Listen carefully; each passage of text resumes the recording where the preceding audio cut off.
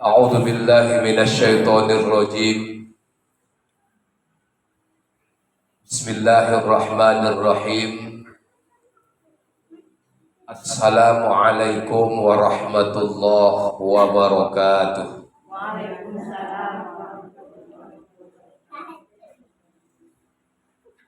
الحمد لله رب العالمين، والصلاة والسلام على أشرف الأنبياء والمرسلين سيدنا ومولانا محمد وعلى آله وأصحابه رسول الله أجمعين. أما بعد، سبحانك لا علم لنا إلا ما علمتنا إنك أنت العليم الحكيم. لا حول ولا قوة إلا بالله العلي العظيم. أما بعد.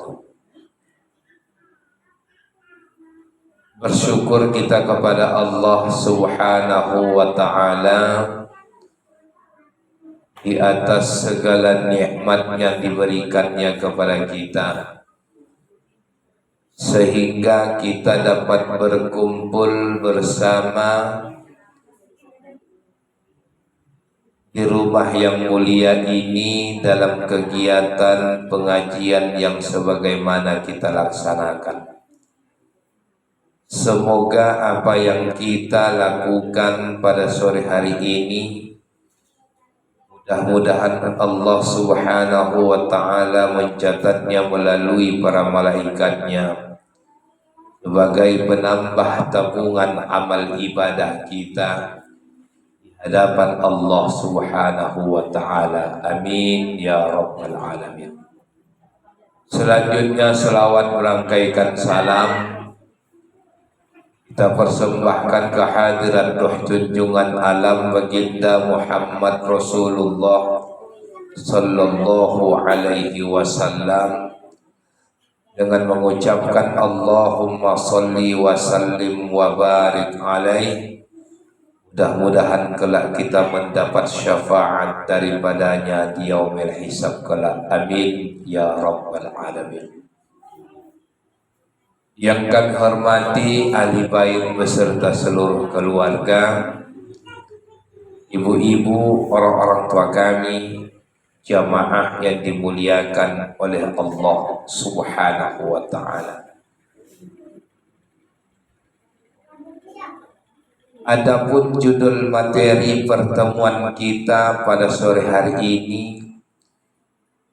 kita akan membahas tentang ada 6 amalan yang bisa kita lakukan dalam kehidupan ini upaya untuk menolak bala bencana dari Allah Ta'ala. Walaupun semuanya itu terkadang kalau sudah ditentukan Allah bencana itu terkadang tak bisa juga kita hindari. Tetapi ada upaya kita, usaha kita. Terlebih-lebih lagi bencana nanti yang takut kita rasakan.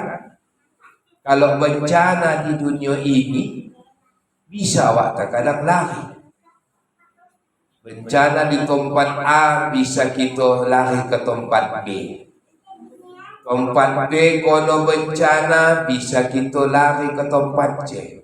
Tapi kalau di dalam kubur, kemana kita nak lari? Situ-situ sajalah.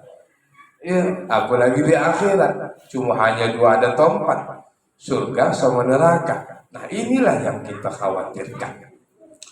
Maka yang disampaikan ini adalah merupakan upaya dan usaha kita supaya Allah Ta'ala menjauhkan kita dari berbagai macam musibah. Apalagi terkadang musibah ini bukan bahawalah awak undang, tapi datang sendiri. Contoh barusan ni, kan kita tengok di Turki bencana, ya kan? Padahal negara Islam, ya kan? Kalau bencana juga Tadi saya tengok lagi di Facebook tu kabarnya daerah Lampung ada gempa. Ini tidak tahu kita. Ini bencana di dunia.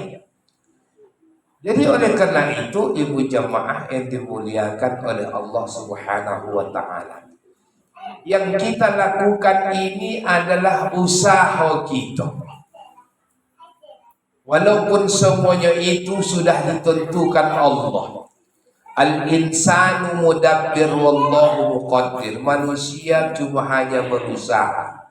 Allah juga yang menentukan. Umpamanya contoh kematian datang ke rumah awak. Bisa dihindari? Tak bisa. Tapi harus ada usaha kita. Ada usaha kita. Jangan pula umpamanya kadang awak ni yang hidup ni sini bakal ikah awak sama lagi awak umpamanya contoh yo. Ada tempat lain pula kau kamu dengan elok-elok tak puan bakal ikah sama lagi kamu. Ya kan? Bakal umpamanya jangan bakal itu hanya saat disebutkan.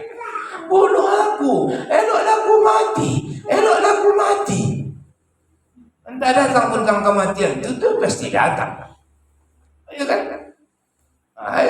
Kadang begitu. Makanya ibu jamaah dimuliakan oleh Allah Subhanahu wa taala. Kita cuma hanya berusaha. Maka diingatkan dalam syariat ada 6 perkara yang bisa kita kojokan upaya kita untuk menolak musibah. Ya kan bencana, ya kan terlebih-lebih bencana yang diturunkan Allah Subhanahu wa taala di alam semesta ini. Apa yang bisa kita kojokan? Apa yang upaya kita yang harus kita lakukan? Pertama adalah perbanyak doa kepada Allah Subhanahu wa taala. Banyak doa.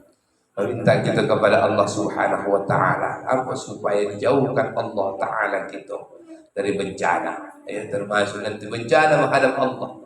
Bencana menghadap Allah Subhanahu wa taala. Apa itu? Dia saat kita di akhir kehidupan kita. Jangan sampai bencana diturunkan Allah kepada kita, yaitu mati dalam keadaan su'ul khotimah. Ya kan minta juga. Ini pun bencana juga ini, Bu. Ya bencana juga. Tak ada lagi kekuatan lain yang bisa kita kojokan. Kenapa? Karena manusia itu sekuat apapun dia, sehebat apapun dia, sekaya manapun dia, tinggi pangkat dan jabatan dan lain sebagainya. Kalau tak ada usaha kita mendekatkan diri kepada Allah Subhanahu wa taala, kita ni lemah di hadapan Allah. Makanya la haula wala quwata illa billah. Tiada daya upaya selain hanya mengharapkan kekuatan dari Allah Subhanahu wa taala. Hebat pun awak itu karena kekuatan Allah. Tinggi pun jabatan awak itu karena diberikan Allah. Maka namanya doa ini adalah sebuah kekuatan kita, upaya kita supaya interaksi kita, hubungan kita kepada Allah Subhanahu wa taala. Ya, selaku hamba Allah yang menyadari bahwasanya kita itu adalah lemah di hadapan Allah Subhanahu wa taala. Maka doa ini adalah salah satu upaya kita. Kadang penyakit awak ni habis solat awak tak berdoa. Ya kan, Assalamualaikum warahmatullahi, Assalamualaikum warahmatullahi, semua gitu.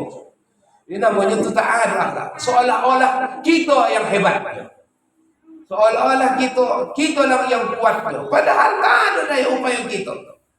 Kecuali hanya ingin mendapatkan kekuatan dari Allah Subhanahu wa taala. Minta kepada Allah.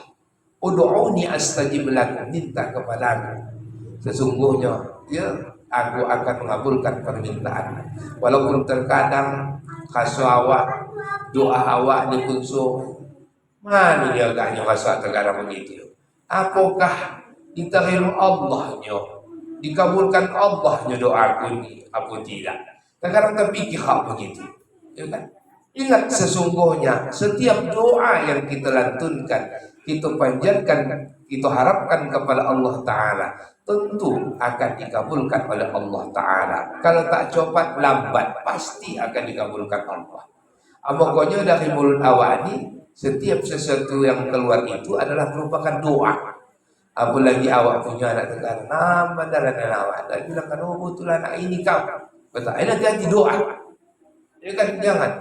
Lebih baiklah awak elok-elok yang awak ucapkan. Kenapa? Karena sesungguhnya yang namanya doa ini Kata Rasulullah sallallahu alaihi wasallam, la yaruddul qadara illa doa.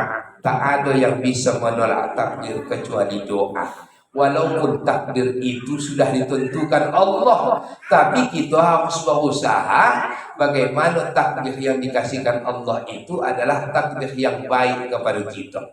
Makanya kita meminta kepada Allah Subhanahu wa taala, berdoa kepada Allah taala. La yukallifullahu nafsan illa wus'aha, laha ma kasabat wa 'alaiha maktasabat. Rabbana la tu'akhidna in nasina aw akhtana.